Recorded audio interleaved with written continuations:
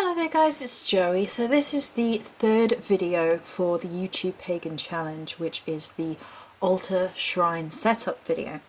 I'm starting over here at the sort of mini working altar, if you like, spell altar that I use frequently with regards to having an easy setup for the spell work. It also is easy to sit here, unlike my Morrigan Altar, which I will be showcasing, and we're going to talk a little bit about that before we go over there, so everybody is pre-warned and has an idea of what they're in for. And if you don't like seeing bones, for example, then you are prepared for that before we move over there. And I have pre-warned you that there are bones and crow and magpie feet over there, so I have pre-warned you that those exist on the Morrigan Altar. I have removed a couple of things from the Morrigan Altar that are highly personal and I don't want to share them, and I had the feeling to take them off, and I trust my intuition with these feelings, and that is a personal part of my path. And if you have followed me for any length of time, then you know that I work with the Morrigan almost solely and completely, and her place is a very sacred altar. And I was in two minds whether to even make a video about my altars personally, for a number of reasons. One, I have a fair few videos of different altars, different altar setups, seasonal altars and Ogham based altars throughout the years that I have been on YouTube. So if you're interested in those already exist on my channel already. You probably just type in altar on my search bar, Joey Morris altar, and you'll probably get a whole ton of videos. And I'm in the unfortunate circumstance right now that we moved a desk in here, which means I can't access the other cupboard, which is what the two altars are on top of, so I can't really have my seasonal altar out all the time now. So it became this small little space which I will do seasonal setups and share the seasonal setups as I do them. And I do sort of mini spell works that don't require to be on the Morrigan's altar, because although the Morrigan is fairly involved with most things I do, I don't feel that I need to place every setup, every spell on her altar. That's for the most serious work, the things that I want to bring to her attention, things that I feel merit her energy being applied to, and so I don't take every little thing.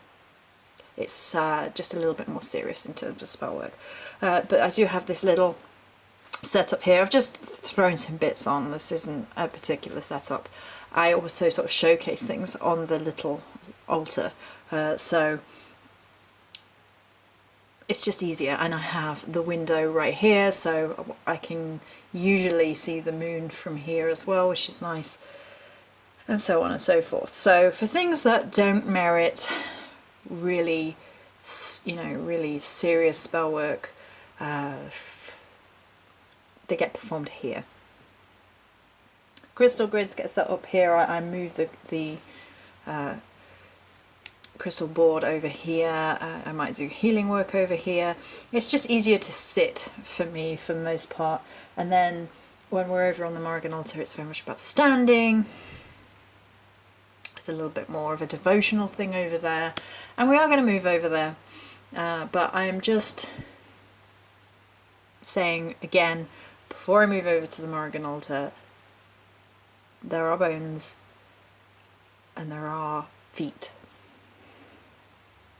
So if you really don't like seeing that sort of thing, I have warned you more than once now, so there you go. And we will stand up, whoop, and move over to the Morrigan Altar. So I was actually in two minds about whether or not to show this at all, and Mama was like, show it. And I was like, okay, alright, okay, because I was in part and parcel, it gets more and more personal the deeper and deeper you go in with one particular deity. And I think, you know, a lot of aspects haven't changed that much, some have, and there you go. So currently there is quite a lot of artwork at the back here. Yeah.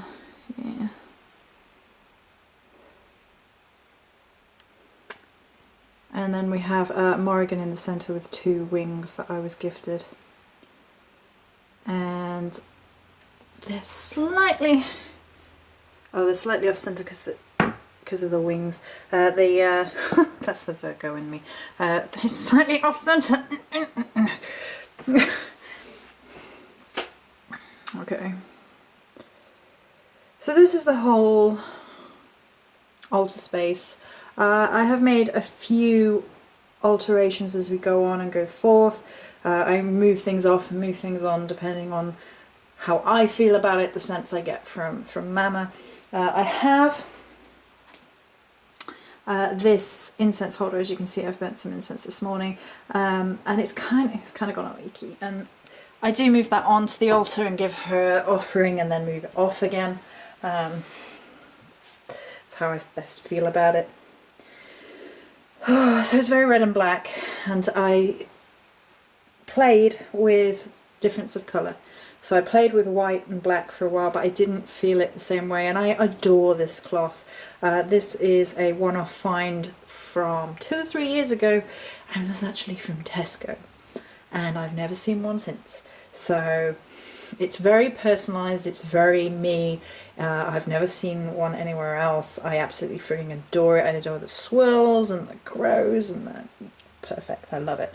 I was super excited when I found it as well, so... okay. So the back of the Morrigan Altar is divided into a sort of a life and death style. It's supposed to be representative of the light half and the dark half of the year as well, life and death. And the Celts divided the year more into the light half and the dark half, rather than perhaps going through the cyclic nature that we do now. So I feel that that ties back to the history and the origin. I do incorporate all of the Sabbats. I think it's a good practice, practicing the wheel of the year. It tends to get sort of categorized as a Wiccan practice, but for me I think it really does help to tie into the feeling of the year, the energies of the year, celebrating something, being excited about something, and they all have origins far older anyway, so you can trace the origins of those holidays back, and I think it's a good practice, personally. It's one that I kept. So over here we have more of the light half, and technically speaking this is kind of the life side, but on purpose there is an element of death within life, just as there is on the other side there's an element of life within death, because you cannot completely separate the two out. So I have the first goddess offering bowl, which is slightly older over here, the white one, and this is the life side, and I wanted one of these, I wanted one of these, I wanted one of these, and when I finally got one I was so super chuffed, and then I found out they do a black one. I was super stoked to get that as well. So over here we have the crow. Technically it's a Halloween snow globe, but I freaking adore it. So it's a Halloween find, but you can see the crows on the metal work. Let's just so you can see. Isn't that wonderful? I love it so much. It's on the altar. So there you go. I adore it, giving it a bit of height as well. I think quite frequently with all of my altars I kind of like to get height in, and it's interesting to me how that kind of plays into my visual relationship with how my altar with the Morrigan is. Because if you think of the gods as being larger than life, the sort of ascension idea of, it's not always, but you can make arguments for like them being going upwards, and then you can make arguments for, you know, as above, so below. So there has to be an element of height and low. So it kind of represents that kind of energy field, that kind of symbolism. It also evokes quite a lot of doorways. There's quite a lot of doorway imagery in, imagery is the wrong word, doorway symbolism, because it's not quite imagery of doorways. So if you look at the black and the white with the Morrigan in the center, it's basically like a doorway to the Morrigan, a gateway, which I like. So over on the light half, we have all manner of beautiful things. And like I said, some of the things in here are on purpose a little bit more on the death side, because I wanted death within life, just as life within death. So there's a fossilized horse tooth, which was a gift from Miss Bramble over there. There is a fossilized piece of wood that was a gift from Miss Wildwood. The energy on this thing is insane. I was like, oh gosh, that's going straight on the Morrigan Altar, and put it there. It was so beautiful. And we have the labradorite flat skull over there, which is currently in this corner, along with the rhodonite obelisk, which, if you haven't seen any of my videos, I'm bearing in mind that people may not have, so I'm trying to explain things. It actually has an image on it which very much makes me think of Morrigan. How close can we get? So can you see the crow up top? And then the woman or warrior holding a spear beneath. And that one is very, it just speaks to me of Morrigan. I think rhodonite works for Morrigan as well, which often isn't given as a crystal, but I think it works, as does labradorite. Labradorite is my spirit crystal that connects me to deity, and the little skull was a gift as well. There are other bits and pieces in here. We have my power cauldron, which I adore. I adore cauldrons and the deep symbolism with cauldrons and working in that magical element. If you don't know, the goddess Morrigan has a magic sorceress element to her. She often wins battles by sorcery. And within here we have another labradorite. So this one looks like a forest, although you can't really tell, and if I move it everything will fall out. And then the dragon's eggs, or seer stones, depending on how you see them. I think they're very symbolic of spirituality and of life in general, actually, because a lot of it is shrouded, a lot of it is mystery, and then as we look into the eye of the dragon egg or seer stone, or however you prefer to dub them, then you're getting glimpses and hints and light reflecting and refracting and getting an idea of what life is about and spirituality is about, without ever really fully understanding the whole. We have some shark teeth for taking a bite out of life, and in the little vial is some chalice well water that was also a gift from a friend from Glastonbury. In the centre here we have one of Miss Wildwood's stag antler pieces. I did have two on here, and I've actually moved the crow one to the little shrine which is next to my bed, but I won't be showing that because that's more of a working thing and it's more of a private thing. But I kept this one, and I very much like the fact that it is pronged open stang style. It's basically, again, it's tying into this doorway idea, the openness. It's almost like a womb thing going on, with a labyrinth and tree at the centre and a crow. So it's very divine feminine. And then we have the Morrigan statue again. This was a little ring that my sister sent me, and the minute she sent it I was like, oh, somebody wants that on their leg, so that's on there. And then over here we have a crow candle. This is a candle, again, a Halloween find, which I really love. And this is the death element, and we have fly alaric over here. Fly agaric, sorry. Oh, brain. And we have feathers and magpie elements that my sister gave me. We have the bone goddess in there, an obsidian. We have a piece of yew that Charlie sent from Glastonbury Hill, I believe. Poppy and other bits and pieces that are very much to do with altered state of mind. The yew is a death tree, if you didn't know, that's why it's over here. Yew is incredibly transformative as well, as it happens. We have a obsidian spiral. I like the spiral imagery for connecting to Goddess, to the journey within and the journey without again.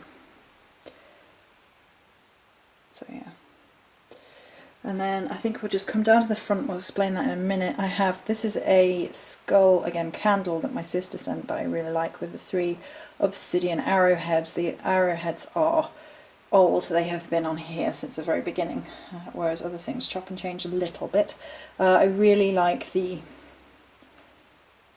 candle, I really like the black skull. I was just thinking, you know. And there are more skulls. The skulls, 3 crystal skulls representing 3 aspects, Maiden, Mother and Crone. Some people are really adverse to applying Maiden, Mother and Crone, particularly to certain goddesses. People don't like the idea of seeing the Morrigan in all of her aspects applied to this line of thinking. For me, I kind of think it breaks down interacting with a very complicated goddess. She has far more than 3 aspects to herself. She shapeshifts, basically. That's how I describe her. If you know, you wanted one terminology to describe the goddess Morrigan, I would say shape-shifting goddess, because she shifts and changes all the time. But I like the Maiden, Mother and Crone aspect here, just because it simplifies connecting with each individual element of the Morrigan in that sense, just to sharpen what we're looking at, perhaps. And if you don't know and are a bit put off by skulls, and I fully understand, because in the very beginning I was a little bit funny about using skull imagery and crystal skulls, although they've been some incredible energies to skull crystals. The goddess Morrigan collected skulls off the battlefield because Celts believed the soul resided in the head. So the collecting of skulls by the goddess Morrigan is actually to do with her ushering the soul into the other world and the next realm, moving souls on rather than allowing them to be trapped. At the front here we have a Numite double terminated wand. This is Mab. She's insanely intense. And 2 onyx wolves. Again with the gateway imagery, moving back across, so this whole path leads to the Morrigan here, and this is a Morrigan offering bowl that was a gift. It's actually got moved around there. Another fossilised horse tooth. There was one in the death bowl as well, but it slid down a bit. As there was a piece of kyanite which just slid down. There's the kyanite. I've just thought I've not said about kyanite, but there you go, because it looks like a crow wing and was a gift. And this is a little white crow. Now this was on a pendant. Again, it's a Miss Wildwood piece, but I took it off the pendant because I kind of like using it almost like a little ritual bell, and that's rich in lore as well within the Celtic pantheon of it's usually apple boughs, having little bells attached to them like that, of entering into the other world. But I liked having it with the white crow symbolism there. Now it's upside down, but never mind, I'll sort that out when we're finished. And this is actually a whiskey skull candle. I've got a few of these that I got around Halloween, whiskey being a perfect offering for the goddess, so the whiskey candle works beautifully. I really, really do adore it. This one is a black obelisk, black obsidian obelisk, sorry, and that one is a black agate. And I like the idea of it, again, the height, and it coming down to a point, so it's a little bit like receiving messages down from the goddess and sort of channeling of that respect. And then over here we have some black, well technically they're supposed to be angel wings, but they look like crow wings, so that's why they're over here. This beautiful sheath is made by Charlie. It was a gift, and again, a gift from Avalon. And if you know anything about your Avalonic myth, you know the sheath is really quite important, and saves a place in my heart within the imagery. And here, of course, is my blade. This is Morgan Le Fay blade, which came back to me, thank goodness, because I just couldn't get another one, and I just adore it. So that was something that was in my path long before I knew the Morrigan was calling me. So yeah, again, there are bits that I have removed and don't feel that merit talking about too much, but I did want to go ahead and show this after Mama kicked my ass. She was like, no, do it. And I was like, okay, we'll do it. so yeah, so this is my Morrigan altar. I hope you enjoyed. If you're not into this sort of altar, I do have plenty of videos on the channel which are all to do with seasonal altars, celebrating the Wheel of the Year style altars, you know, Celtic Ogham style altars, and all that sort of good stuff. So yeah, so that's it for this week. Many blessings.